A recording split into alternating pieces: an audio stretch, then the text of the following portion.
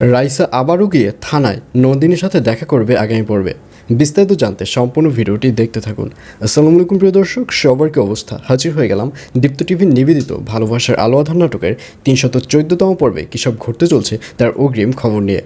Alright, এই পর্বে আপনারা দেখতে পারবেন সকাল সকাল ডিবি পুলিশদেরকে দেখা যাবে সে নন্দিনীর জন্য ভাত নিয়ে আসবে, কিন্তু সেই ভাত নন্দিনী খাবে না।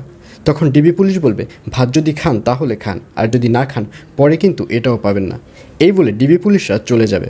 আর ঠিক তখনই ওখানে রাইসা এসে হাজির হবে এবং রাইসা জানতে চাইবে যে নন্দিনী কেমন আছে। তখন নন্দিনী বলবে, আপনাকে আমি কতবার বলবো যে এখানে আপনি আসবেন না, আমার সাথে আপনি দেখা করতে আসবেন না। আর এই কথা শুনে রাইসা হাসতে থাকবে। রাইসা বলবে, এত শক্তি তুমি কোথায় পেলে? তোমাকে কে ছাড়াবে? কি মনে করেছো তুমি? তোমাকে অপূর্ব ছাড়াবে? আর এই কথা শুনে নন্দিনী বলবে, আমাকে কাউকে ছাড়ানোর দরকার নেই, অপূর্বরও দরকার নেই। আপনি হয়তো ভুলে যাচ্ছেন যে আমার একটা ছেলে রয়েছে অর্ক। অর্কই আমার কাছে সব কিছু। অর্কই আমাকে এখান থেকে ছাড়িয়ে নিয়ে যাবে। আর এই কথা শুনে রাইসা অনেক বেশি হাসতে থাকবে। রাইসা বলবে, ও আচ্ছা, তাই বুঝি তোমার ওই ছোট্ট ছেলে অর্ক সে তোমাকে ছাড়াবে? শুনে আমার অনেক হাসি পাচ্ছে, কারণ বাইরের জগতে অনেক খারাপ লোক আছে, অনেক খারাপ মানুষ আছে। সেখান থেকে তোমার অর্ক ছাড়া পায় কি না সেটাই সন্দেহ, সে আবার তোমাকে ছাড়াবে? আর এই কথা শুনে নন্দিনী খুব ভালো করে বুঝতে পারবে যে রাইসা হয়তো অর্কর কোনো ক্ষতি করতে চাচ্ছে। তখন নন্দিনী বলবে, শোনেন, ভালোই ভালোই বলে দিচ্ছি, আমার অর্কর কোনো ক্ষতি করবেন না। আমার অর্কর যদি কোনো ক্ষতি করেন তাহলে কিন্তু আপনাকে ছাড়বো না।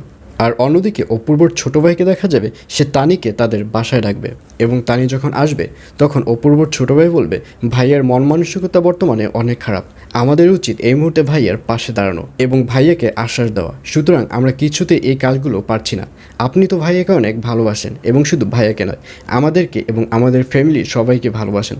আপনি যদি ভাইয়াকে একটু আশ্বাস দিতেন, ভাইয়ের পাশে দাঁড়াতেন, তাহলে এই মুহূর্তে ভাইয়ের অনেক হেল্প হতো। আর এই কথা শুনে তানি রেগে যাবে। তানি বলবে, ভাইয়াকে শুধু আশ্বাস একমাত্র একজনই দিতে পারে, আর সেটা হচ্ছে নন্দিনী। নন্দিনী ছাড়া আপনার ভাইকে কেউই আশ্বাস দিতে পারবে না, কেউই সাহস দিতে পারবে না। সুতরাং আপনি আমার কাছে কেন এসেছেন? আপনি নন্দিনীর কাছে যান, নন্দিনীকে গিয়ে তাকে এই কথা বলেন।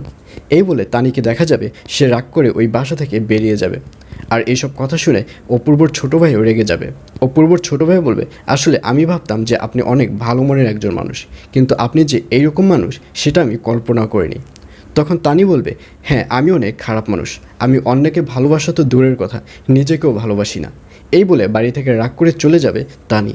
আর এছাড়াও থাকবার আশ্চর্য সকল ঘটনা। সুতরাং সবাইকে ভালোবাসার আলো আঁধার নাটকের আগামী পর্ব দেখার আমন্ত্রণ রইল।